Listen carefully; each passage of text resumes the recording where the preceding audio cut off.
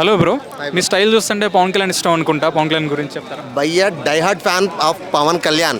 ఒక్కోసారి నేను ఏమని ఫీల్ అవుతానంటే నేనే పవన్ కళ్యాణ్ అన్న రేంజ్ ఫీల్ అయిపోతాను. అంత పిచ్చి నాకు, కానీ మా అన్నయ్య అంతే పవన్ కళ్యాణ్ గారు. అదే ఆయన మూవీస్ ఆపేసి పాలిటిక్స్లోకి వెళ్ళారు కదా, మరి మీరు మూవీస్ ఎక్స్పెక్ట్ చేస్తున్నారా లేకపోతే కంప్లీట్గా పాలిటిక్స్ మీదే ఆయన ఫోకస్ చేస్తే బెటర్ అంటారా?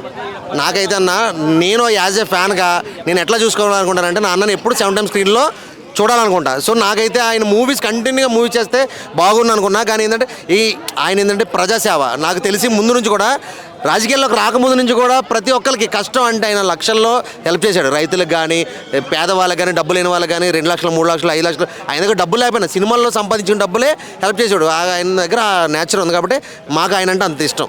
ఆయన ఇప్పుడు రాజకీయాల్లోకి వచ్చారు, చంద్రబాబు గారితో కలిసి ఆయన సేవ చేస్తున్నారు. ఎలా చేస్తున్నారు అంటారు? ఆయన ఒక్కడిగా ఉంటే ఒక జనసేన పార్టీతో గెలుచుంటే ఇంకా బెటర్గా ఉండేదంటారా, లేకపోతే ఇప్పుడు టీడీపీతో కంబైన్ అవ్వడం వల్ల ఏమైనా తగ్గిందంటారా? అన్న, ఒక విషయం నేను చెప్తున్నా. పవన్ కళ్యాణ్ గారు లాస్ట్ టైము ఒక షిప్ని ఆప్ చేశారు. సీజ్ ద షిప్ అన్నారు, కానీ అది ఆగిందా? సీజ్ అయిందా? అవ్వలేదు.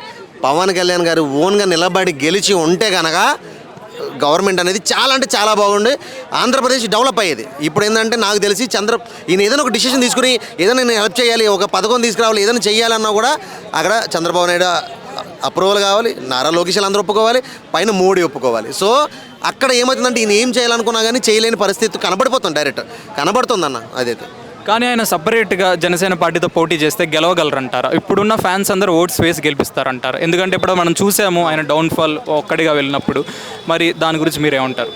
సో ఇప్పుడు పవన్ కళ్యాణ్ గారికి అయితే ఒక ఆఫర్ అయితే వచ్చింది, ఒక డిప్యూటీ సీఎం లాగా ఆఫర్ అయితే వచ్చింది. సో ఈయన చంద్రబాబు నాయుడిని రిక్వెస్ట్ చేసుకుని, బతిమలాడుకుని, బెదిరించుకుని, ఏదైనా చేసుకుని ఈయన ఏదైతే ప్రజల కోసం చేయాలనుకున్నాడో, ఏం చేద్దామని రాజకీయాలకు వచ్చాడో అది కనుక చేస్తే మాత్రం నెక్స్ట్ టైం చంద్రబాబు కాదు మోడీ వచ్చినా కూడా, ఎవరు వచ్చినా, జగన్ అన్న వచ్చినా, ఎవరు వచ్చినా కూడా ఈయన గెలిపిన ఆపలేరు. డెఫినెట్గా చెప్తున్నా. కాకపోతే ఏంటంటే ఈ 4 years ఇంకా ఉన్నాక ఈ 4.5 years కూడా పవన్ కళ్యాణ్ గారు రాజకీయాల్లోకి వచ్చి ప్రజల కోసం నేను ఏం చేయాలి అని అనుకున్నారో అది కనుక చేస్తే మాత్రం తిరగలేదన్న, అంతే.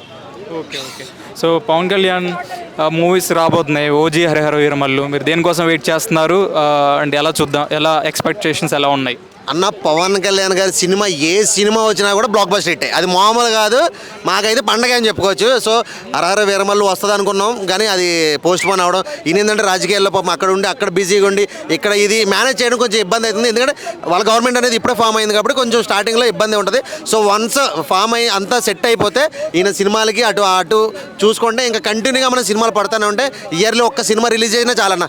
అన్న సినిమా ఇయర్లీ ఒక్క రిలీజ్ అయినా చాలు. పవన్ కళ్యాణ్ ఫ్యాన్స్గా మాకు అది పండగ, అంతే. మాకే కాదు ప్రతి ఒక్కరికి కూడా పండగ అన్న, డెఫినెట్గా.